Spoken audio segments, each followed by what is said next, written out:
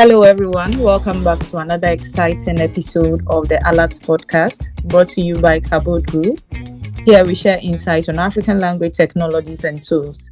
Stay tuned as we dive into today's discussion. I am your host, Rebecca Agri, the language officer for Kabod Language Services. So, Kabod is a leading consulting firm in localization, translation, and interpretation. And today we have a very special guest joining us in the person of Dr. Grant McNulty, who is the director of iAfrika Digital. Dr. McNulty, you're welcome. Thanks very much for having me. As you know, our listeners are always eager to learn more about initiatives promoting African languages and cultures online. So let's dive right in. So first things first, for those who may not be familiar, Dr. Grant, could you give us a quick overview of what iAfrika Digital is about and the driving force behind making the internet more inclusive of African languages and cultures? Sure. I think the driving force is to try and address the problem, which is the fact that there's a clear lack of African language content on the internet. So in order to try and address that problem, eAfrika, our tagline, eAfrika Digital, is to make the web more African. But what does that mean? It means that we create cultural and educational resources online that are specifically designed for speakers. So, for example, one of our projects is called Digi, and it's an e-learning platform where people can learn in their mother tongue languages, because everyone learns better in their first language. And then another of our projects is called eAfrika. It's a cultural project. And it's a website of African knowledge, cultures, and histories that's delivered in African languages. Wow, that's great. It sounds like a passion project rooted in preserving African knowledge systems and promoting indigenous languages. Yeah, definitely a passion project as well. I can only imagine the challenges of getting African language content online and accessing it. So, what has been some of the major hurdles you faced, and how is eAfrika working to overcome them? So, I suppose one of the major challenges is that in many instances, the knowledge holders, the people who know about customs, who know about clan histories, who have the indigenous knowledge, they know about things like the traditional use of plants.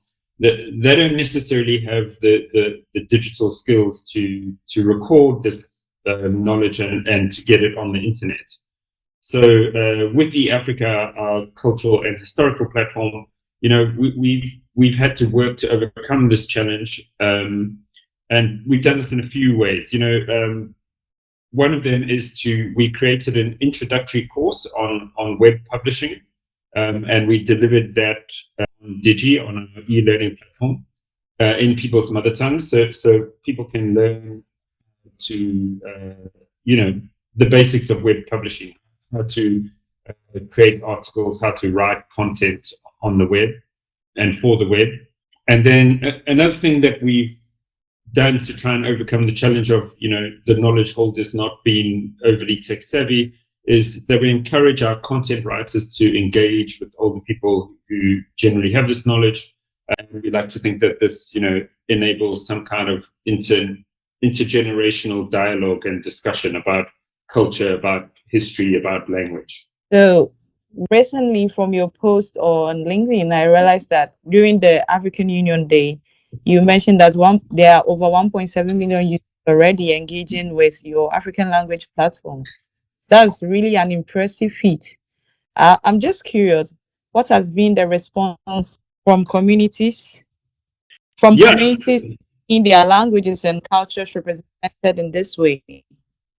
People are generally very positive about their languages and cultures being represented on eAfrika, on the internet.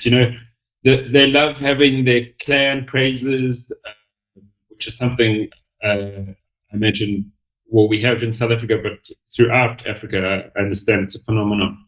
They have their clan or surname praises, or their clan histories being available on the internet.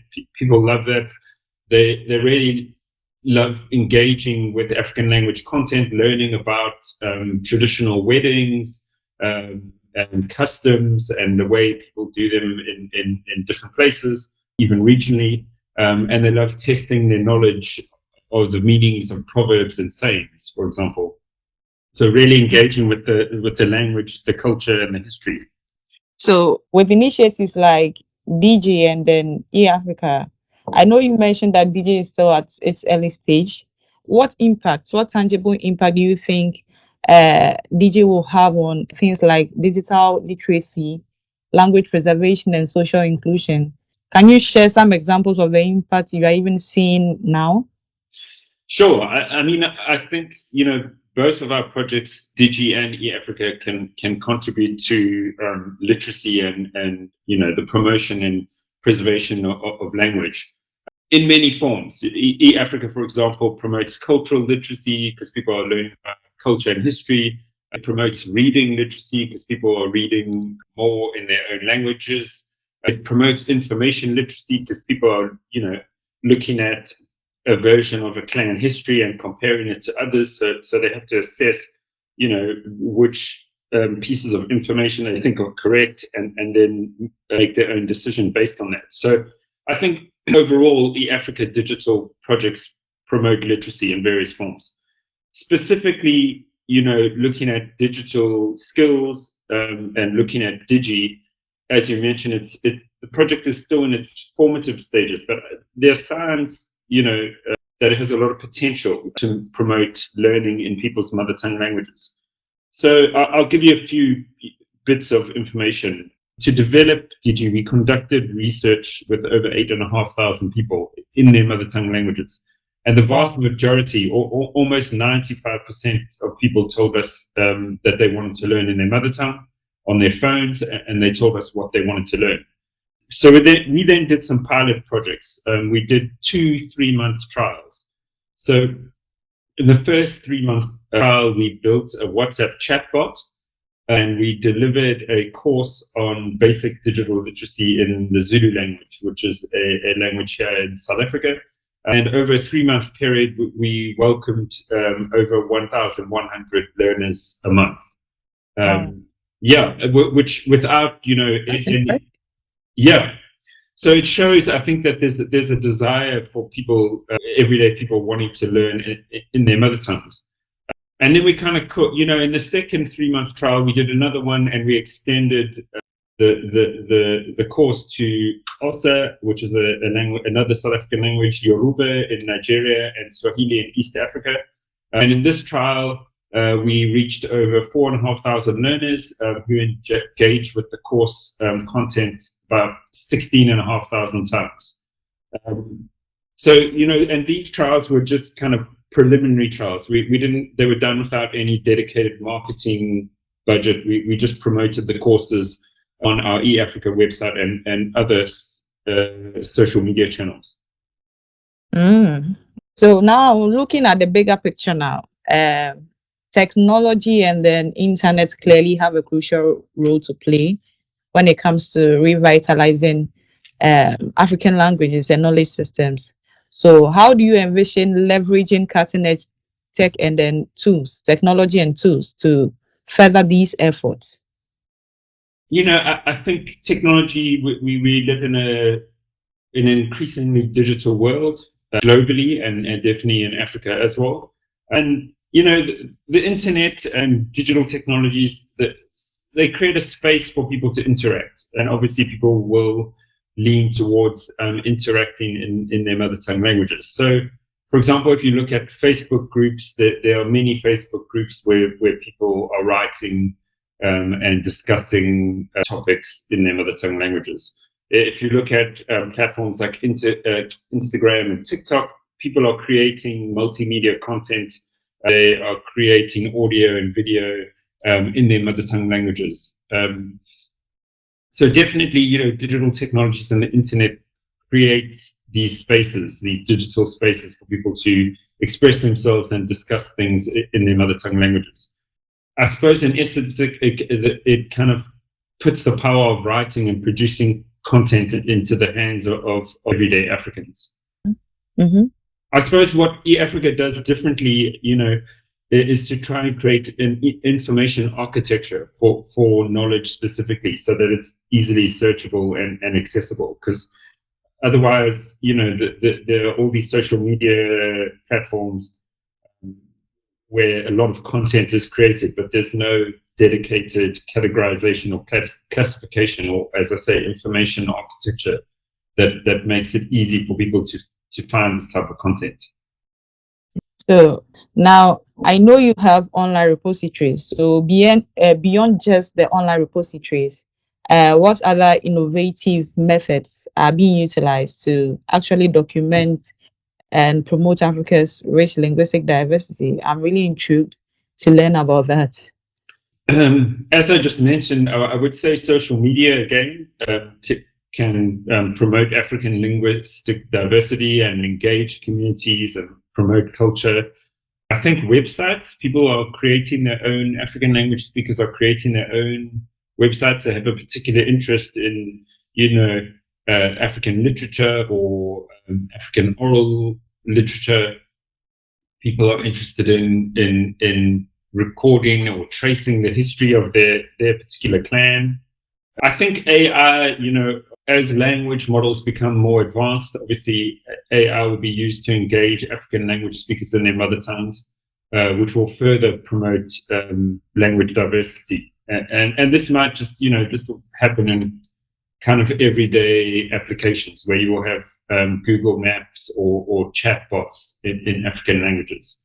Your previous guest, I think, Vula Vula, product created by Lelapa AI is one example of that. They're working on creating, LLMs and for African languages, underrepresented languages. Okay, so now, of course, ensuring accuracy and then cultural authenticity is paramount when it comes to publishing African language material. So, how does iAfrika go about verifying and vetting the content that is put out there? Yeah, I mean, that's a good question. I think, in my experience of running these types of projects over the last 13 years, their accuracy and cultural authenticity is often debatable because there are often multiple versions of a particular clan's history, or there are variations from area to area as to how a particular ceremony is performed, or variations in terms of traditional dress or something like that. So what we do is to try and accommodate as much variability as possible, as much difference. To say, one group might say, okay, well, this is accurate for us, or this is culturally authentic for us.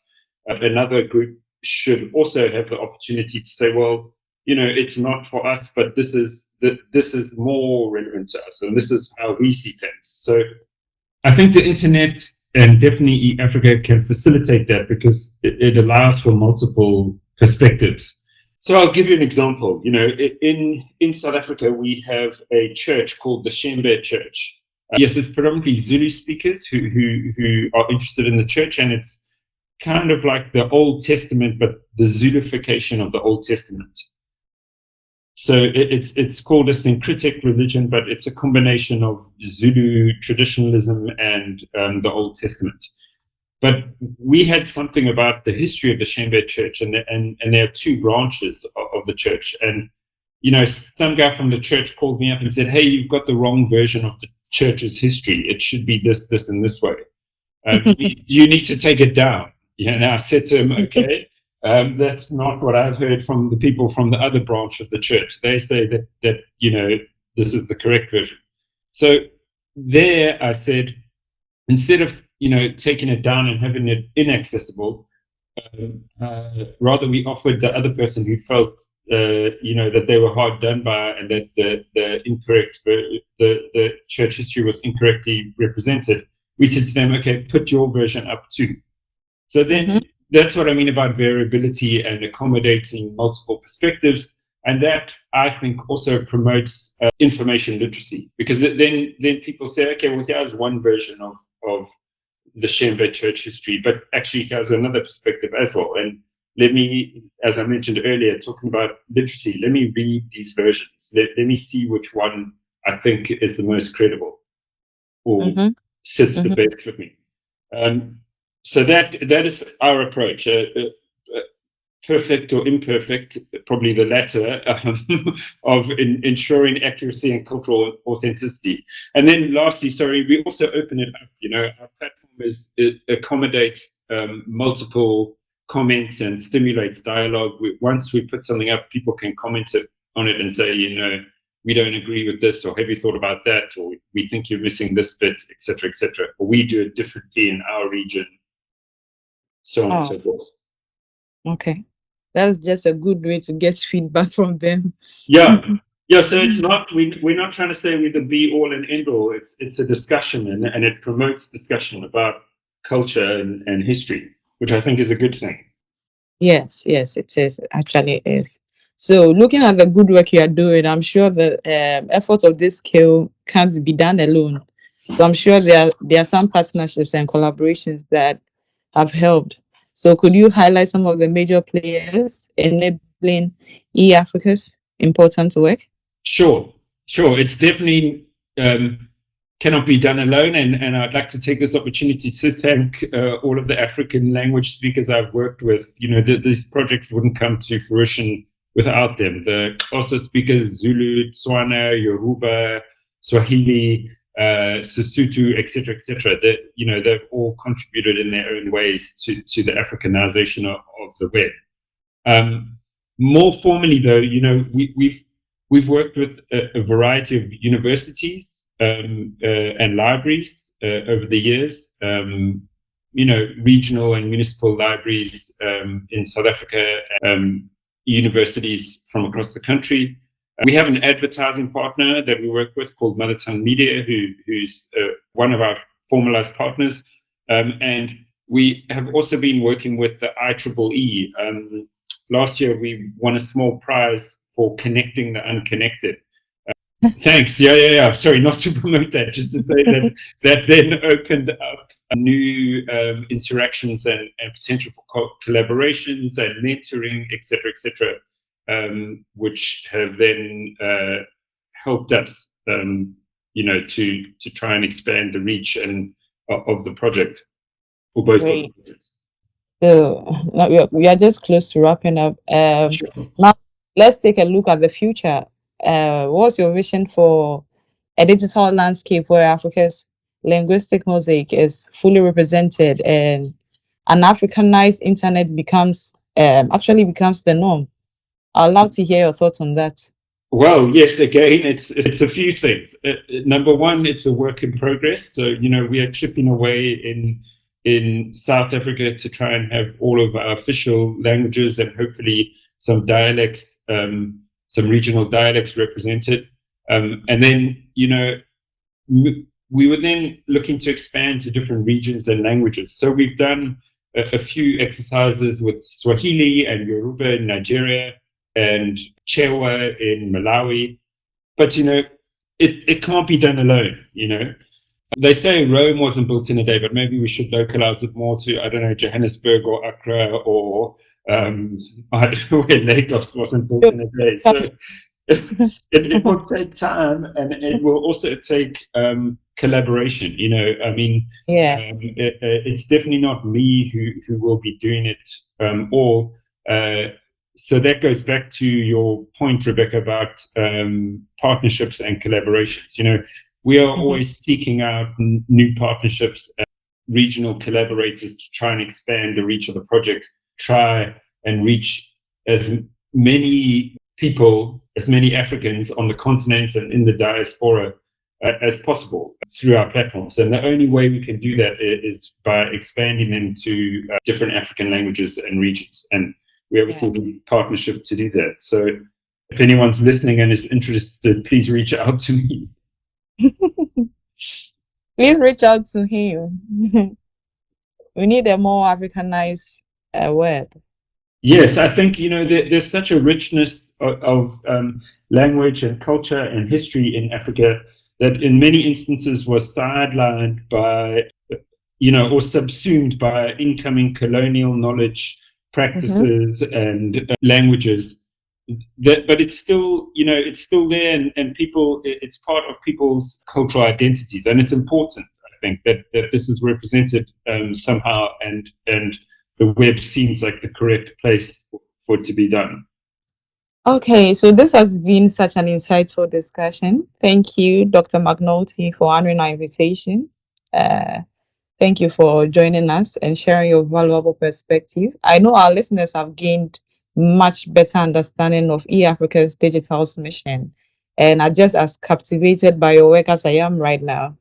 It's been an absolute pleasure having you on the Alert podcast. Well, that's all we have for today.